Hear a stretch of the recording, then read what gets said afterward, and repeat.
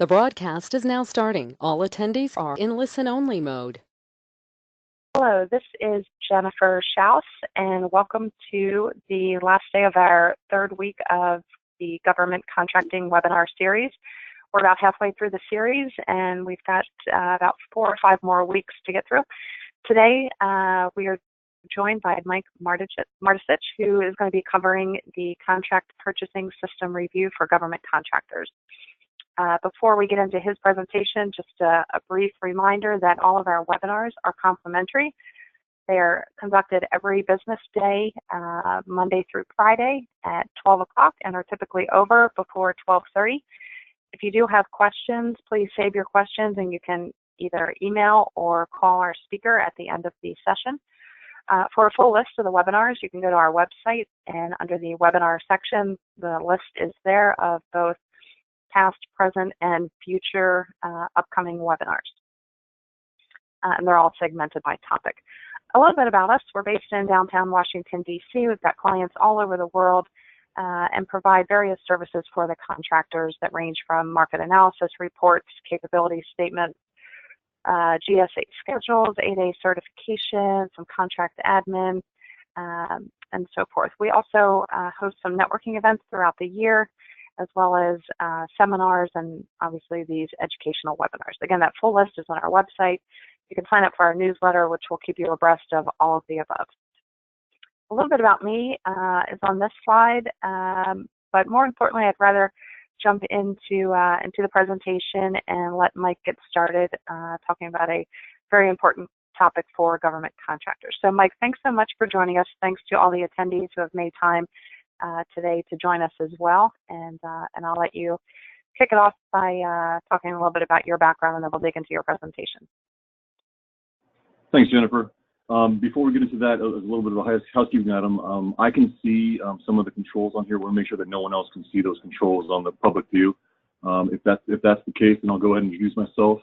I work for a company called DCM Goodman. We are a public accounting firm, and we help people with the general things that public accounting firms help people with, audit and tax. However, my group specializes in helping government contractors with advisory type issues like dealing with business systems such as purchasing systems, indirect rates, cost proposals, cost line proposals, incurred cost submission, that sort of thing. So I'm a CPA, PMP. On to the next slide. There's my contact information and the mugshot. So hopefully, if anyone has questions on this topic, they can reach out to us. And if there's any TERPs out there, they can give us a shout as well. Again, this is some demographic information about my firm. We're in the rank about 15 or so in the country, and you can see that link right there to get a little bit more background on our firm. We also do provide a set of webinars ourselves on a monthly basis. You can find all those details at the website for DHG. So with that, let's get into the content.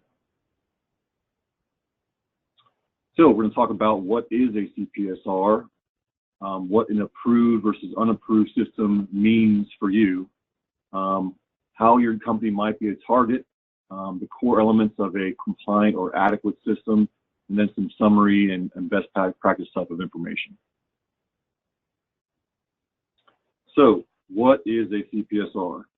You get these acronyms are all over the industry as far as, DCAA, DCMA, EVMS. What do these things all mean? A CPSR is just a contractor purchasing system review. A CPSR is a complete evaluation of a contractor's purchasing of material and services, subcontracting, subcontract management, from development of the requirement all the way through the completion of some contract performance. The objective of this review is to evaluate the efficiency and effectiveness with which the contractor spends government funds and complies with government policy when subcontracting. Now, what the heck does all that mean?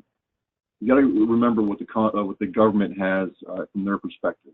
The government, and if you're dealing with CPSRs, you're dealing with a lot of cost-based reimbursement, right? The government's going to have to pay you your costs. So we'll get into the applicability in a second, but if you think at a high level, the government is going to be paying for your subcontract costs, often on a cost reimbursable basis. Whenever that's the case, and the government's going to pay you for your costs rather than a fixed fee. They want to make sure that your costs are as low as possible, and that the data from your purchasing system and your accounting system is sound, so they can have some confidence in that data.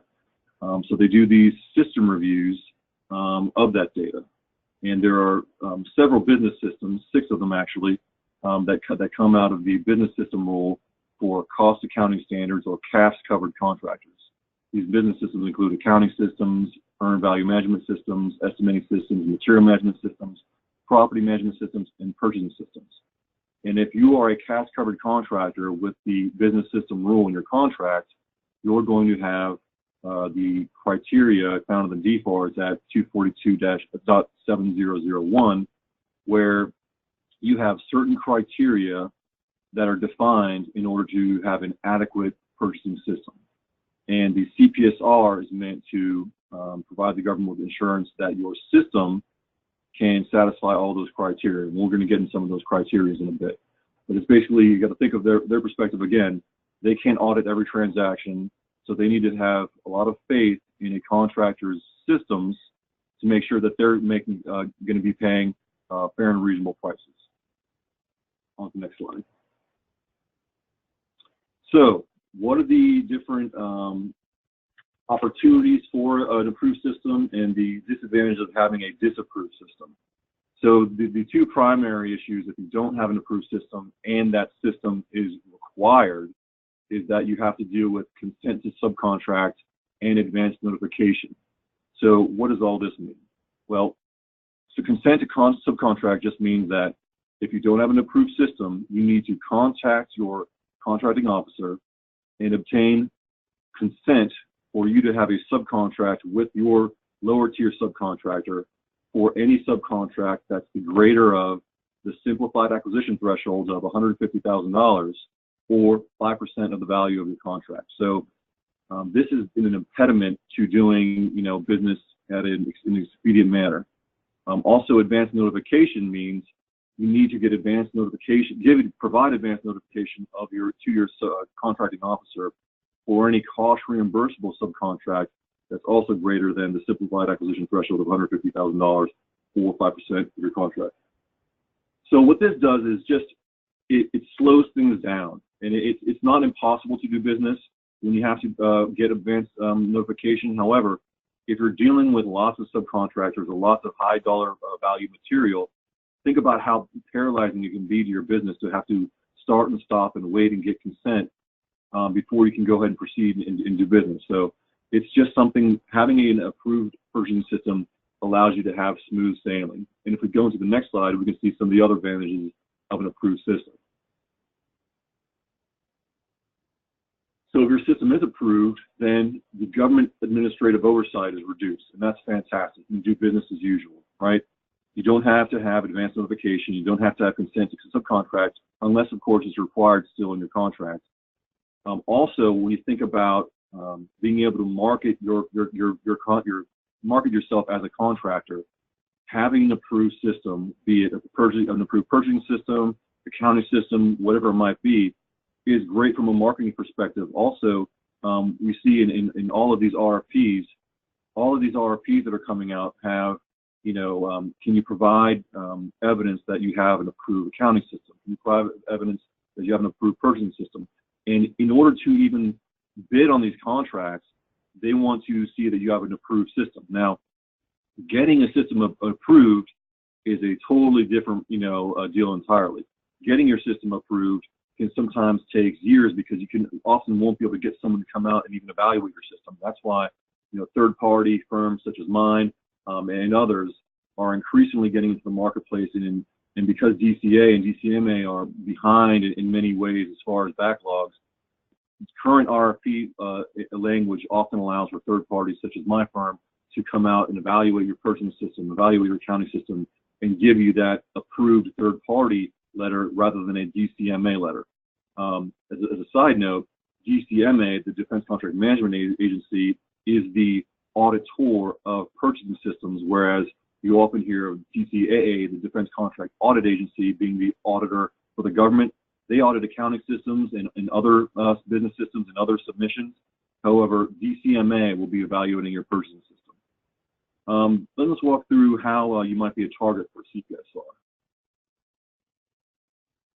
So the first thing that you're going to have in your targeting is, are you CAS covered? You have a CAS covered contract where the business system rule is included, right? So that's just, the jump off point. So if you're not CAS covered and don't have the business system rule in your contract, you don't have to worry about this. However, if you do, you still might not have a CPSR, right? The government is going to have you actually fill out a risk assessment form. You can find these risk assessment forms online, or you can find them at FAR 44.3. And basically, the risk assessment form walks the contracting officer through the type of contract awards that the contractor has, the dollar values, whether they're commercial, whether they're firm fixed price, whether they're cost reimbursable, and also it gives them an idea on the kind of tranches or levels of dollar awards, meaning, are you doing small potatoes, $100 transactions? Are you doing a high volume of purchases above the simplified acquisition threshold, or the truth and cost and pricing data threshold of $750K? So they'll tranche those between 0 to 150K, and then 150K to 750K, and then above, to find out what type of risk they have in these awards. So generally, if you have reimbursable work over 25 million, or there's other signs of trouble in your previous performance, you might not have been able to follow all the different rules, or be able to comply with certain things, or there have been some delivery issues in the past, then you might find yourself, based on this risk assessment, dealing with a CPSR. So it's a mix of dollar values and the contracting office experience with your performance. Next slide. So what's included here in a CPSR? Well, they're going to take a look at all of your processes, your purchasing policies and procedures manual, look at any of your supply chain buyer training, right? How trained are your buyers and what do they know? And some other key compliance areas, and we'll get into those in some further detail. Next slide. So they're going to take a look at these things in a few different phases, and you can follow along these different phases at a high level by taking a look at the DCMA Guidebook for Purchasing System Reviews. And you can find it online, or if you can't find it online, you can reach out to me and I'll make sure you get it. But there's a certain, standard processes that the CPSR review team will do, and you can find those all laid out. They're going to take a look at the purchasing process in different phases, right? Those phases are, how do you identify the need to buy something? How is that purchase requisition initiated? And then what market research is done prior to the requisition? Phase 2 is source selection. Okay, we've issued the RFP, we've evaluated all of our bidders, and then we're going to evaluate price reasonableness and award the purchase order. Next, there's going to be an evaluation of the contractor's performance. So this is speaking to, how does the contractor evaluate the performance of their subcontractor or the vendor? Do they deliver their goods with quality, and are they timely? Do they have any sort of inspection? And all that sort of a vendor evaluation needs to be documented. Then, how do you close out and maintain your system? Is there any required closeout documentation, any transfer of property, any sort of assessment of the vendor? And then on an ongoing basis, is there ongoing training? Next slide. So in your manual, you should be able to describe all of the different phases of the procurement process that we discussed in the previous slide. Your purchasing manual needs to identify, from inception of the demand all the way to source selection, the award, any type of receipt and ongoing evaluation, all of the different processes that are going from start to end. You need to describe the process for the benefit of all of your employees and not solely with your procurement team. So what that means is, is your procurement team siloed? Because procurement really reaches a lot of different, other systems, right? Your procurement team is going to buy things, and all that data, all those costs are going to feed into your accounting team, right? So this really, if you have a deficiency in one of these areas, like one business system, oftentimes those deficiencies bleed into the other systems. And one thing that we didn't talk about is, not having a system approved it's one thing not to have a system approved as far as I've never been approved. However, if you do have a system evaluated and it's disapproved, then you're going to be dealing with potential withholdings of dollars. And if you have a disapproved business system, one disapproved business system, you could have withholding of 5% of your costs. If you have multiple disapproved systems, you could have an additional 5%, all the way up to 10% for multiple disapproved systems. So we can discuss this, but one of the benefits of having an approved system is not dealing with any withholds of costs. Next slide, please. Okay, so some of the topics that should be included in your purchasing system manual are as follows. And this is not a comprehensive list, but it's going to discuss advanced notification and consent. It's going to discuss how do you buy commercially, right? Because there's a different rules or different steps you need to take when you buy commercial items versus non-commercial items. Do you have some evaluation of commerciality? Do you make sure that your vendors provide assertions of their commerciality? Do you have a make or buy program? How do you decide whether to make something in-house or go out and subcontract? How do you handle truth in negotiations or now truthful cost and pricing issues? The most important thing that we're seeing out there is how do you document price reasonableness for single or sole source procurements, meaning, typically we like to go out there and have documentation in our records of, multiple vendor bids, and we go get 2 or 3 different quotes, and then we say, okay, the lowest price quote or the best value is the one that gets the award. Well, in the event that you have a single or sole source procurement, there needs to be a higher level of documentation and a higher level of approval. That's what they're going to be looking for there. So how do you do that? Do you have a small business program, and how do you follow through with that small business program? Specialty metals is often something that is a hot button issue because of the volatility in some of those prices. So how do you document that you're getting a fair price on those purchases? Next slide, please. So the purchasing system and the purchasing manual should address the different training that the buyer should receive, and your buyer should be up to date on all these issues at a minimum. So they should have an overview of our negotiation techniques, right? How does the buyer perform negotiation? Not just how do they document the negotiation, but how do they perform negotiation? They should be highly trained on that. They should be highly trained on price analysis and cost analysis, right? So these buyers are always going to do some sort of price analysis as required by the FAR. However, in certain situations such as sole source awards or purchases above the truthful cost of pricing data threshold of 750K, they're going to have to perform cost analysis. And that cost analysis is tricky. The purchasing manual should have address clearly how those buyers are going to perform that cost analysis and when. Also, how do they document the negotiation memorandum, right? It's not good enough that the buyer just performs price analysis, just performs cost analysis, just negotiates, but how do they document this? The biggest dings that you get as far as corrective actions or disapprovals of systems regarding purchasing systems are inadequate documentation. You can be doing a great job, but how do you document your purchase order files to demonstrate that you're following all the things you're supposed to be following in a procurement manual? We just spoke about TINA or truth and cost pricing data when that applies, how they're dealing with CAS, how you're dealing with DPAS. So DPAS is basically priority ratings for urgent DoD acquisition. Some companies have to deal with that, some don't. But if you do, how do you escalate urgent procurements? How do you document your small business program? How do you select contract types? You see some companies that in the procurement manual they'll state right away bluntly, hey, we don't do anything but firm fixed price procurements, and anything else other than firm fixed price procurements has to be escalated to someone up high so that we stay out of that. And then finally, do we have any specific commodity training?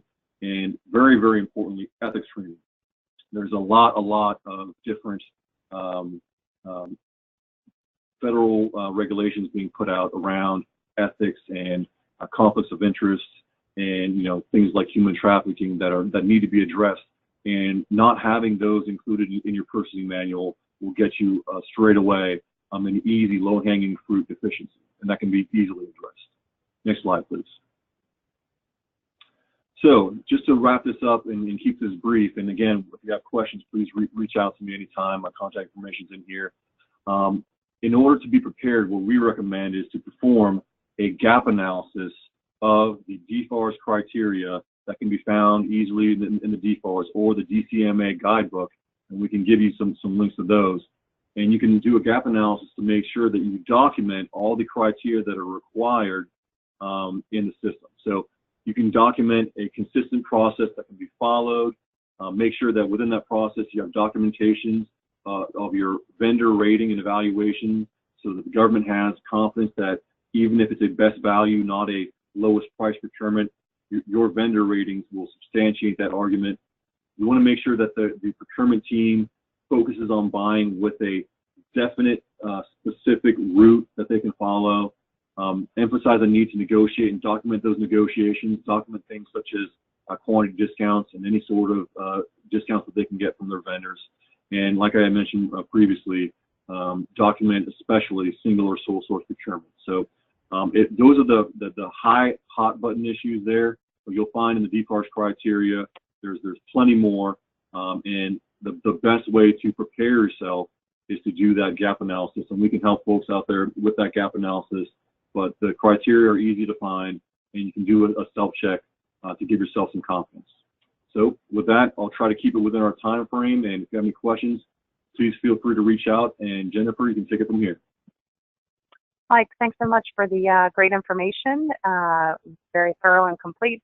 Mike's contact information is here on the screen. Phone number 703-970-0508, and the firm is Dixon Goodman. So thanks again, Mike. And just FYI for anybody on the line, next week on Monday, we are covering DCAA audits, so a related topic.